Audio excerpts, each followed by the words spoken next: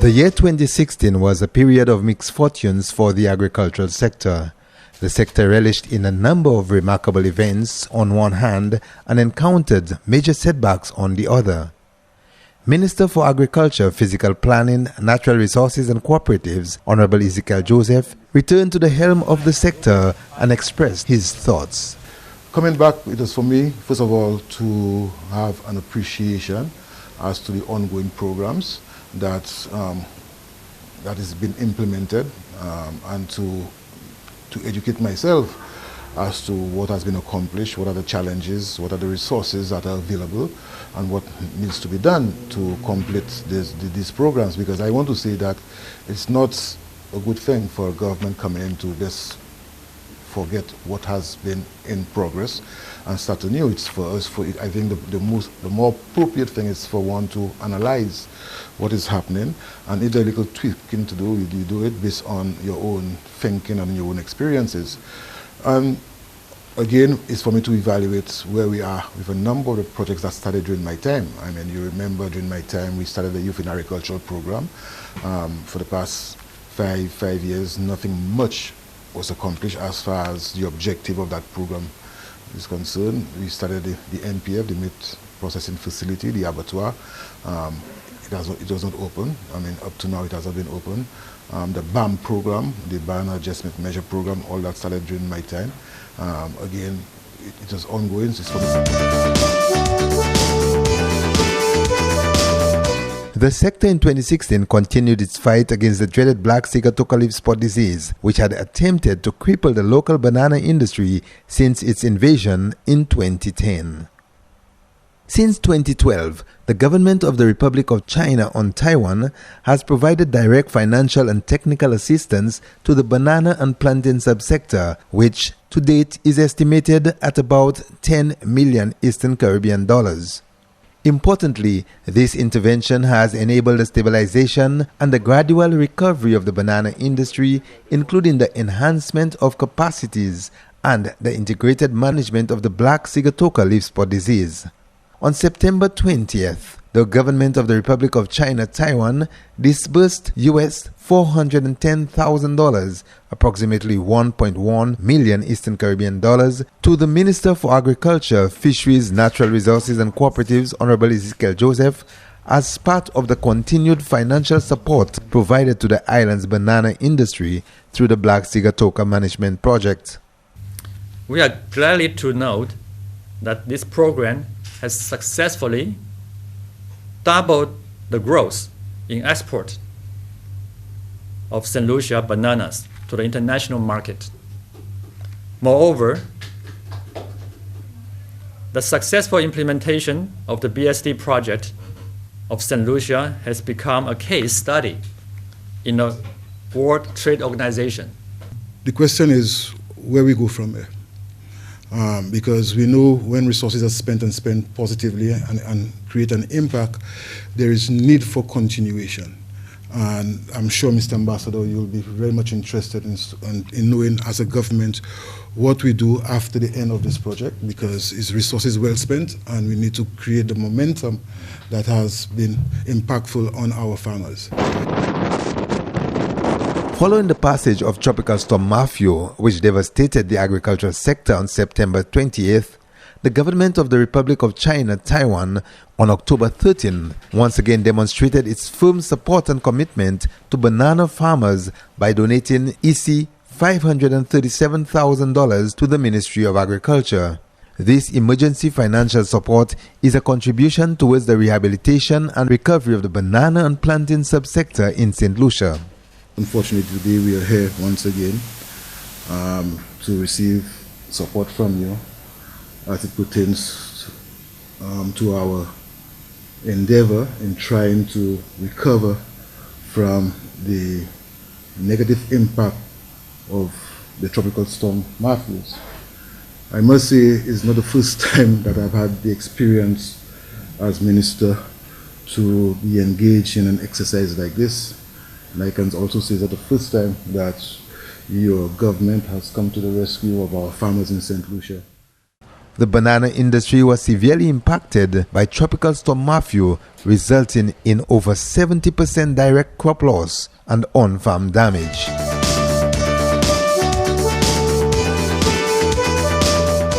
Earlier in the year, the banana subsector received much assistance to help in its recovery under the European Union banana accompanying measures. On January 15, the first of 3 shipments of oil and fungicides procured under the European Union Banana Accompanying Measures Program for the management of the black sigatoka leaf spot disease was officially handed over to the Ministry of Agriculture. The transfer was made during a small ceremony which took place between agricultural officials and representatives of the National Authorizing Office in St. Lucia. This program is in advanced stages of implementation, and the delegation is relatively confident that once implemented, it will go a long way in terms of impact towards substantial transformation of the agricultural sector in St. Lucia. The first shipment of chemicals amounted to approximately 28,600 gallons or 130,000 liters of oil. A total of approximately 85,788 gallons of oil and 2,298 gallons of 5 fungicides were intended for St. Lucia under the project. The donation was part of a €10.3 million banana accompanying measures program designed to contribute towards transforming the agricultural sector with and around bananas. The project therefore includes banana farmers as well as farmers from within the wider agricultural sector. Activities under the Agricultural Transformation Program on the banana accompanying measures being funded by the European Union took full effect in 2016 with the commencement of major projects. The commencement of the construction in the form of a sword turning ceremony of the long-anticipated National Diagnostic Facility. During the month of June, the BAM project embarked on one of its outstanding components, the construction of the much-anticipated diagnostic facility for the agricultural sector. I want to say that this facility is necessary because the agricultural sector remains a major employer and has retained a prominent role in government's general strategy for balanced growth. All right? To put it in simple terms, this facility is going to be the new foundation for agricultural growth upon which our stakeholders will depend for a number of services. The project began with a groundbreaking ceremony on the grounds of the Research and Development Division in Union on June 29, the site where the facility would be established. The diagnostic laboratory was being built to give support to the farming community in identifying solutions to problems associated with farming. The facility will also give assistance to the livestock subsector. The new facility, upon completion, would help foster a closer partnership between the Agricultural Ministry and other agencies such as the health sector and the St. Lucia Bureau of Standards in dealing with issues of national concern. The lab is scheduled to be completed by the second quarter of 2018. As part of the Agricultural Transformation Program, a number of agricultural feeder roads were rehabilitated in selected locations on island to ease the burden on our farmers as well as to create linkages between the agriculture and the tourism sectors. During the month of April, a signing ceremony to award a contract for the rehabilitation of 2 feeder roads was done between the government of St. Lucia and Mr. Gregory Mongru, contractor to the project. The works contract for the Mount Cayen Road in Vieux-Fort and the Kadi-Kompe Road in the Mabuya Valley was then handed over to the awardee. The Dewash Road in the Fosse-Jacques community was one of 4 roads rehabilitated under the BAM project. The Dewash Road became one of priority because of the high quality and amount of produce being grown in the area, the high dependency on agriculture by the community, and the potential of the area for tourist attraction. The Dewash project saw approximately 430 meters of road rehabilitated. Construction also began on 3 other roads during the month of July. Construction on the Kadi-Kompe Road in the Mabuya Valley, the Boakano Road in Miku North, and the Mount Cayen Road in Vieux-Fort North began almost simultaneously opening the way for diversification in those communities and enhancing farm income for producers. Good feeder roads are an important component of the agricultural network, of the infrastructure for agriculture, to ensure that the standards that are required for agricultural produce can be met, to ensure that we meet the customer requirements that are imposed on agricultural produce, to help in reducing the cost of production, the cost of operating and maintaining vehicles that are used for agriculture. On November 22nd, the Minister for Agriculture, Honorable Ezekiel Joseph, explored the various sites where the BAM projects were ongoing. The purpose of the tour was to get a first-hand appreciation of the progress of works that were being undertaken. I must say that I'm very much satisfied with what I have seen. And if we continue at the pace we have started, we would at least realize an early completion as far as the construction of a number of these facilities. For example, the diagnostics facility at Union. Works under the banana accompanying measures continued in November with the procurement of packaging material for the development of the agri-enterprise development sector. Close to $100,000 worth of packaging material was procured by the project to be sold to agro-processors to allow them to add value to their enterprises.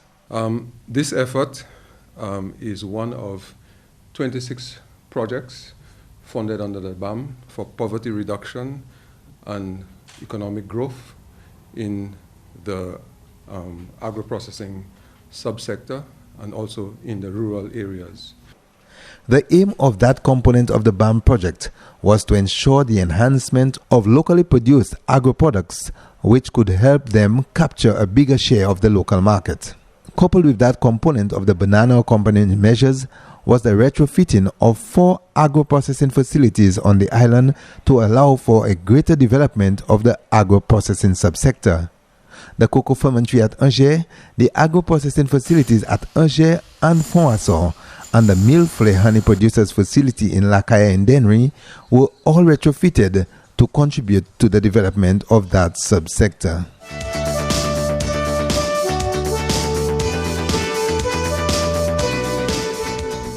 A partnership among the World Universities Service of Canada, Propel, and the local agricultural sector saw the introduction of Irish potato to local farms. The initiative was a follow-up to a successful trial which was conducted here in 2015. The operation was conducted with the support of 12 farmers who were selected by the Propel project to introduce locally produced potatoes to the domestic market. Farmers from various locations on island engaged in the production with an agreement that all of the marketable produce would be purchased by CFL. Volumes of potatoes were harvested on the various farms following a 3-month growing period. However, farmers were dissatisfied with the harvest, citing that a high percentage of the crop was not marketable. Experts working on the project continue to monitor local practices to arrive at proper conditions for growing the crop locally. The Inter-American Institute for Cooperation on Agriculture, IICA, together with stakeholders from a number of agricultural sector organizations from throughout CARIFORUM, convened for a 2-day producer-buyer workshop on June 27 and 28th at the Bellevue Hotel. The workshop aimed to develop a platform which would help to strengthen the relationship between producers and buyers of agricultural produce. We're trying to create a platform so buyers and producers can communicate with each other and making sure that there is a linkage between the producer and the market. The program, which was launched in 2013, received sponsorship from the 10th European Development Fund and was implemented jointly in all CARIFORUM countries to improve trade and rural livelihoods. As is customary, the Inter-American Institute for Cooperation on Agriculture, IICA, presented to stakeholders of the agriculture sector its program of activities for the period which ended in 2016. The accountability seminar was held at the Union Orchid Garden Center on May 17. Mr. John King, IICA's representative to the Eastern Caribbean states, outlined the main focus of his organization for the period in question. Within IICA, we have it is a protocol, right, where we are presenting our work during the past year. It is because of the fact that we want to be transparent in what we are doing.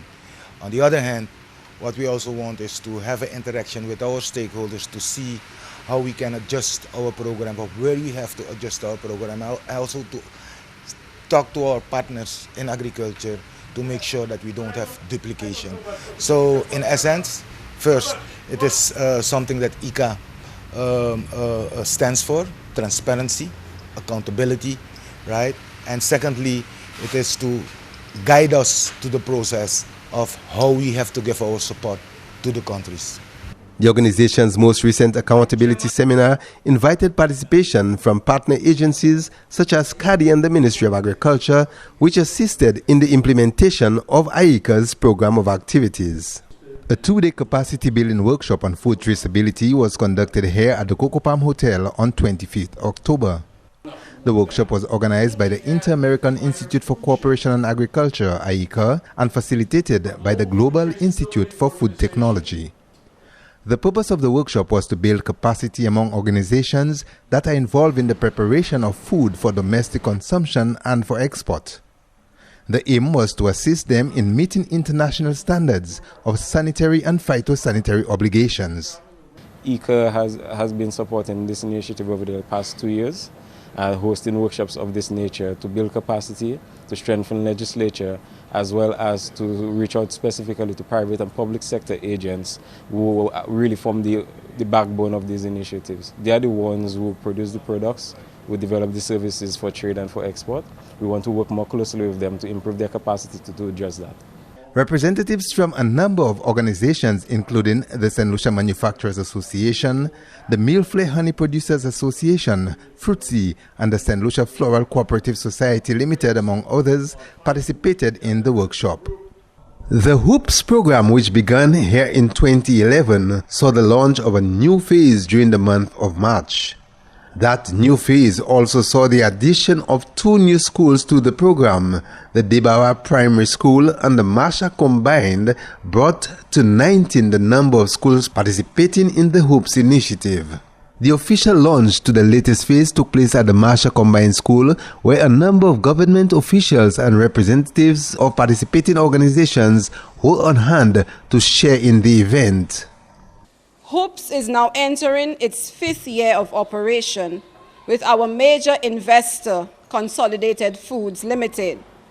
In this additional phase of HOOPS, we see 2 new schools being added, namely Debawa Primary and Masha Combined. These have been added to the program, bringing to a total of 19 schools under the umbrella of this HOOPS program. The Inter-American Institute for Cooperation and Agriculture is very eager and open to opportunities for partnership, for meaningful collaboration that supports development in St. Lucia in the agricultural sector. So I truly thank you, and I'm very happy to have you here, together with the lovely persons from the Masha Primary School, because they are, in fact, if you can believe it, more excited than us to be participating in HOOPS and to continue to be continuing the initiatives they've begun in incorporating agriculture into the school curriculum. It's meaningful to the students, it's meaningful to the teachers. It supports their school meals program, and it has been a positive force in the engagement of students at the school. HOOPS, the acronym for Helping Out Our Primary and Secondary Schools, has assisted both levels of the education system in developing the school agricultural program. The latest phase of the HOOPS program saw continued sponsorship by Consolidated Foods Limited, valued at $15,727, bringing the total sponsorship by the company to approximately $130,000 since the commencement of the program. On January 12, 2016, the Taiwan Technical Mission officially handed over to the Agriculture Ministry a fruit and vegetable demonstration and extension project on which the 2 organizations had been collaborating from 2011 to 2015. The project, which was part of a mutual cooperation between the two governments, was designed to improve on the quality and quantity of selected fruits and vegetables for the St. Lucian market. Watermelon, cantaloupe, papaya, pineapple, tomatoes, sweet pepper, cabbage, lettuce, and cucumber were the crops selected for the project.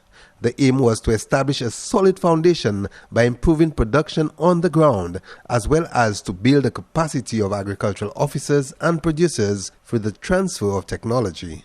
Over the past 5 years, the project has set a solid foundation for improved production and the competitiveness of target crops.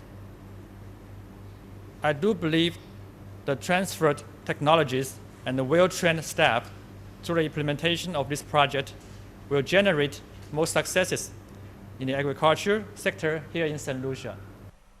A second phase to the project began in July of 2016 by the signing of an action plan between the Agriculture Minister, Honorable Ezekiel Joseph, and Taiwan's ambassador to St. Lucia, His Excellency Ray Mu.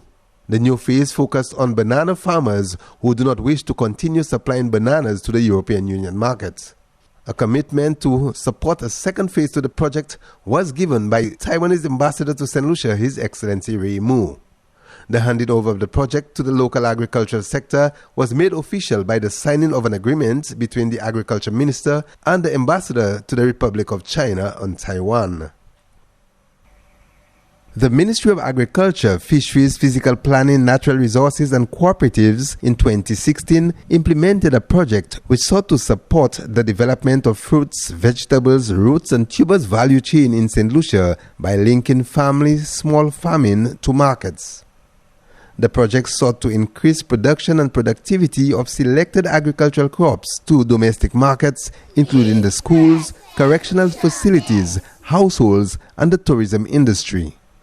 The purpose of the project basically is to bring critical technical support to farmers island-wide, especially small holdings, small family farmers who have a need to basically link up with the markets, because we're trying to create a better linkage between our family farmers and the market to create that food security and increase the livelihoods of our farmers.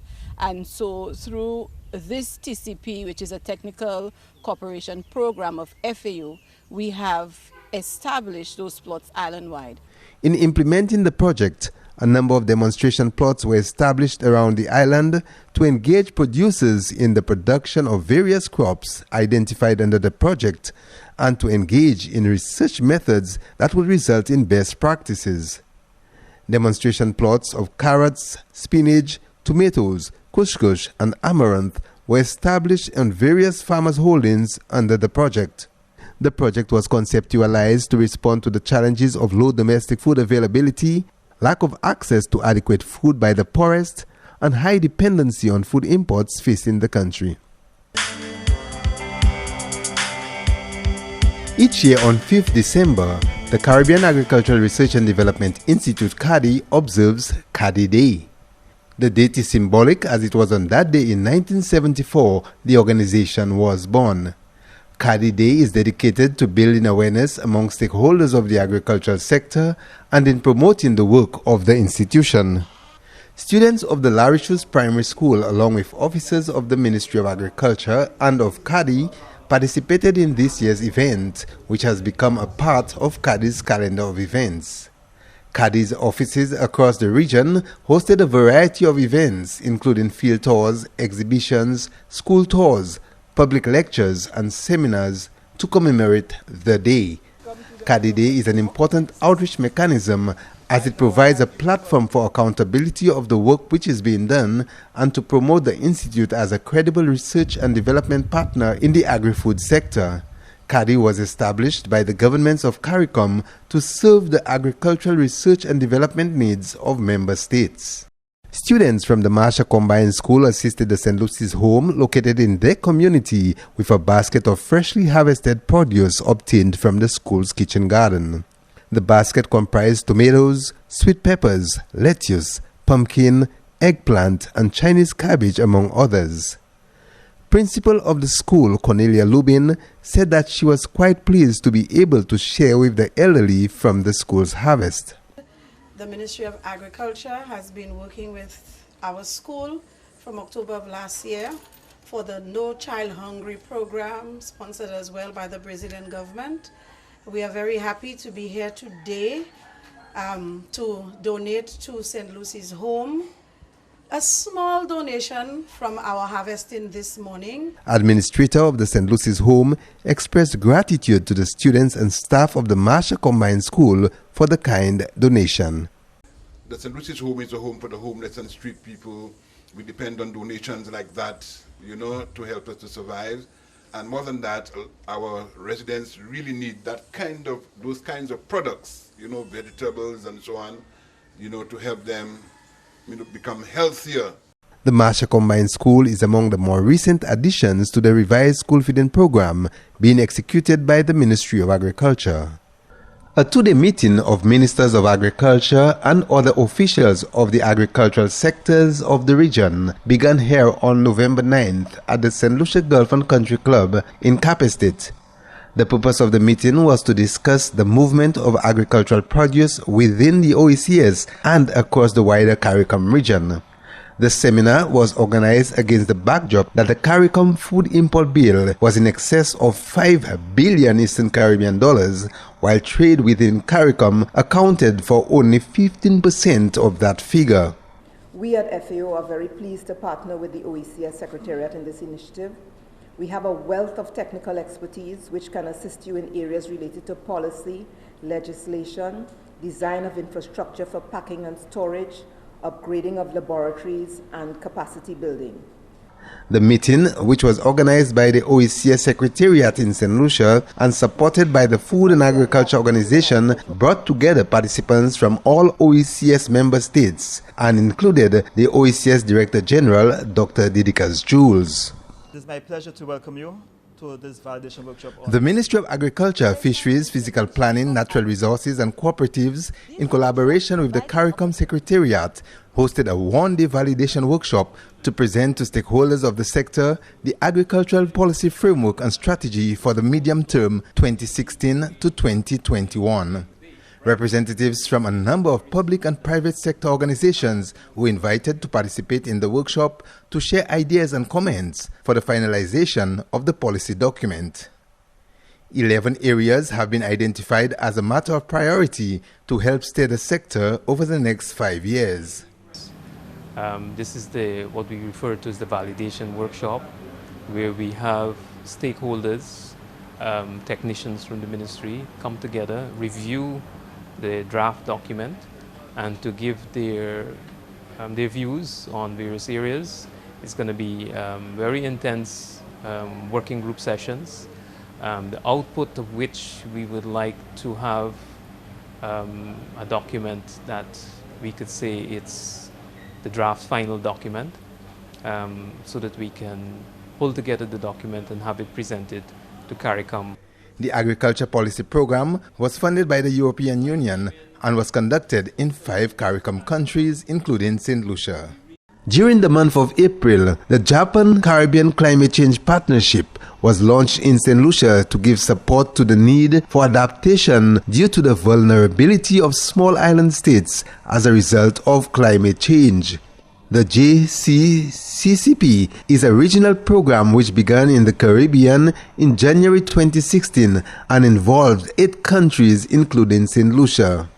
The program was being funded by the government of Japan to the tune of equivalent to US $50 million, with the UNDP being the implementing agency.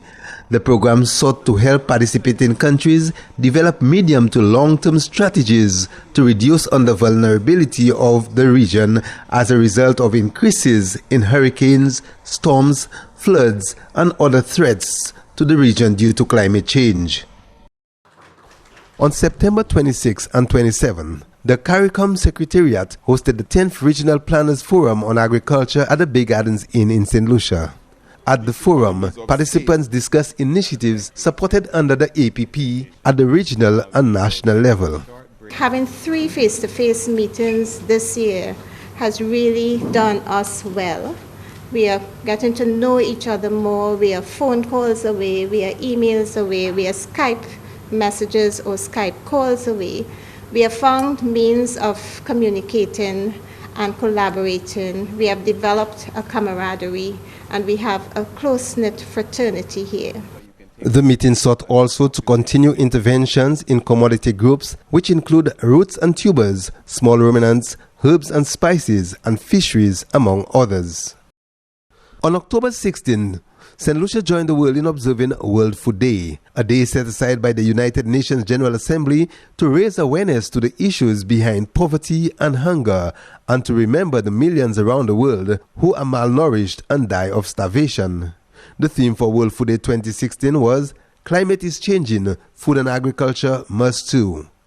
In response to the many challenges faced by the agriculture and fisheries sectors emanating from climate change, the Ministry of Agriculture, Fisheries, Physical Planning, Natural Resources and Cooperatives hosted a number of activities in observance of World Food Day. Activities were organized to give credence to the theme, "Climate is Changing, Food and Agriculture Must Too." The day began with a church service held at the Larishus Roman Catholic Church in the Mabuya Valley and was followed by an official ceremony at the Fodor Nature Heritage Park. Activities continued at the park with a tree planting exercise, a grand exhibition, cultural and other entertainments, and the hosting of a family event to help St. Lucia's adapt to and mitigate the threats of climate change. The Ministry of Agriculture, Fisheries, Physical Planning, Natural Resources and Cooperatives partnered with a number of agencies including the FAO, the JCCCP and AICA in putting together the event. Many St. Lucians converged at Fodor to attend and participate in the event, which was full of eats, drinks and entertainment. On 21st October 2016, SEAMOSS producers and processors from throughout the island partnered with the Department of Fisheries in hosting the first ever SEAMOSS Festival in St. Lucia. The theme for the event was All Things SEAMOSS.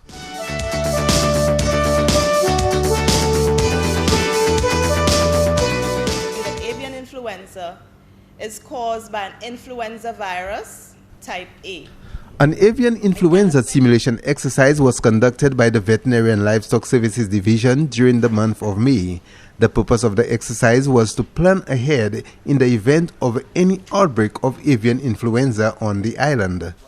Avian influenza is an influenza virus type A, which affects a wide group of birds, including poultry, which is bred and consumed locally, as well as pet birds and wild birds. The virus is known to affect other classes of animals, including pigs, rodents, and humans. Chief Veterinary Officer Dr. Oria King-Snack spoke of the impact that avian influenza could have on the local agricultural sector. The Asian origin, highly pathogenic H5N1 strain of the AI virus has attracted much attention over the last few years because of significant outbreaks globally in domestic and wild birds. Concern is raised because of the degree of virulence, not only in poultry but also in wild birds, as well as the ability to infect mammalian species. As a result of this, St. Lucia thought it was necessary to start planning ahead in the event of an outbreak locally.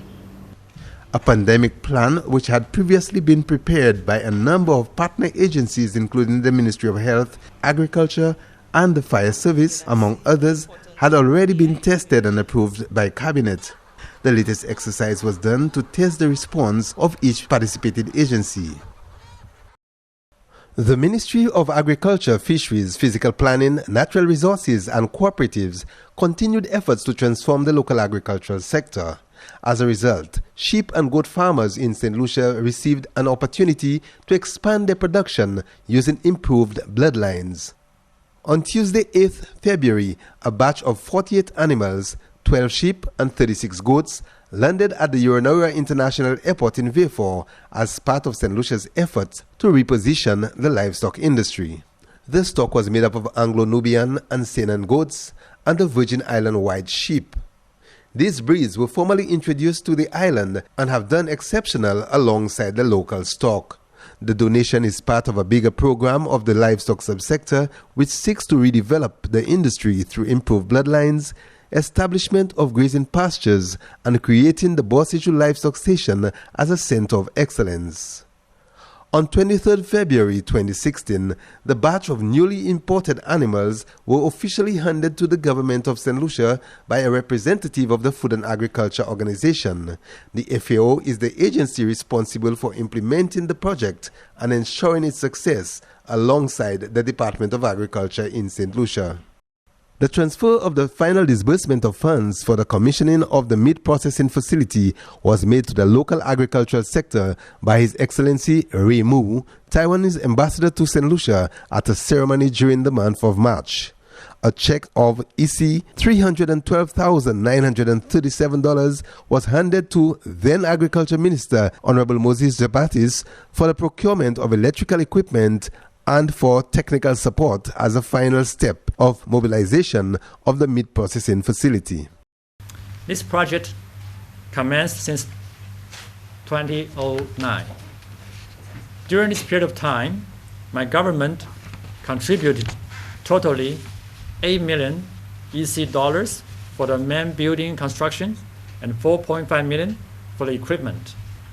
The total amount that my government sponsored for this project will reach almost 13 million EC dollars. The project, which was initially estimated at EC 12.5 million, had wrapped up over 21 million Eastern Caribbean dollars, with a contribution of approximately EC $8 million coming from the government of St. Lucia.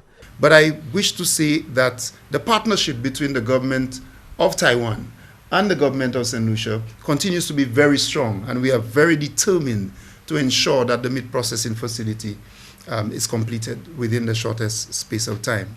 The purpose of the project is to create an enabling environment to increase production and marketing of quality, wholesome livestock products through the establishment of a modern, fully equipped meat processing facility that meets international standards.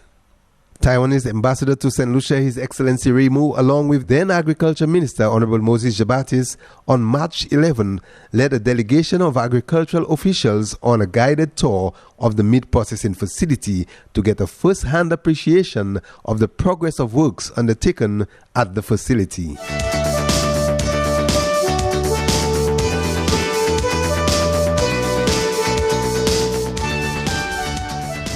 Meanwhile, fishers from Pwale and Savans Bay on May 11th witnessed the official opening of the two new jetties in their communities. Construction of the jetties was funded by the government of Taiwan in the amount of approximately EC $1.1 million. The opening ceremonies of the jetties took place at the construction sites by officials from the government of St. Lucia and representatives of the Embassy of the Republic of China, Taiwan. Fishers and other users of the jetties were encouraged to make adequate use of the facility and to take care of the jetties. I'm happy to say that this vessel was purchased.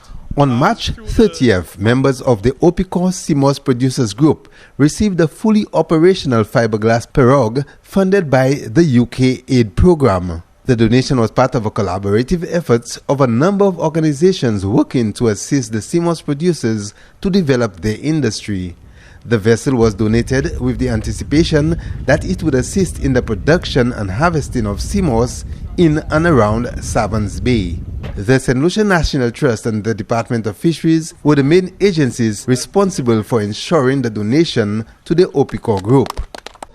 The Department of Fisheries, in collaboration with the St. Lucia National Trust and various private sector organizations from within the hospitality industry, conducted a 2-day training workshop, one in the north and the other in the south of St. Lucia. The training was conducted to develop partnerships between the Department of Fisheries and the private organizations in the management and conservation of major reefs on the island. The training sought to empower representatives of the various resorts that have pledged to adopt and protect the reef that are in close proximity to those resorts. This included regular and consistent monitoring of the reefs by the establishments, which would amount to improved information gathering by the Department of Fisheries. The project included two components, namely the Adopt a Reef program by the dive entities and an approved dive course, which was done with representatives from the companies that are participating in the Adopt a Reef program. Certificates were handed to the companies for their support to the program. Fishers from throughout the island participated in the annual event to commemorate the Feast of St. Peter, known as Fishermen's Feast, on June 29th. The event was celebrated by the various fishers cooperatives around the island with the usual church service, a march, blessing of the boats, a ceremony, and the usual lunch. The Castries fishers held a ceremony at the Orchid Garden Center in Union. June 29th is observed each year as the Feast of St. Peter, also known as Fishermen's Feast. Oh gosh, that Friday will be mad. The Department of Fisheries, together with SEAMOSS producers from around the island, hosted the first ever SEAMOSS Expo on 21st October on the grounds of the Fisheries Department in Castries. The expo was held under the theme All Things SEAMOSS and involved a number of budding entities that are involved in the processing of SEAMOSS into agro-products. The key objectives were to facilitate the development of SEAMOSS production and processing through a market-driven approach, and to promote SEAMOSS production to address social, economic viability, and to enhance environmental sustainability. The expo was part of activities held in observance of World Food Day. Predial larceny is a crime. The issue of predial larceny continued to be a major setback for many of our producers in 2016. As such, the Predial Larceny Unit, which plays the role of policing the agricultural sector, continued its efforts at sensitizing groups and individuals from within the general public of the unlawful act and at bringing perpetrators to justice. Up until October 2016, 264 cases of predial larceny were reported to the Predial Larceny Unit. 28 individuals were arrested, 112 court cases were held, 28 matters were settled out of court, and 62 warnings were issued. At the end of the review period, 105 matters were still under investigation, while 47 matters were set aside for future reference. At the close of the period, 8 individuals were remanded at the Bodily Correctional Facility. The unit also continued its patrol around the island, particularly in major valleys where most reports were made. As part of its sensitization, the unit continued to hold town hall meetings and lectures with a number of stakeholders at schools, with farmer groups, at health centers, and with buyers of agricultural produce, to name a few. Radio and television discussions were also done as part of the sensitization process.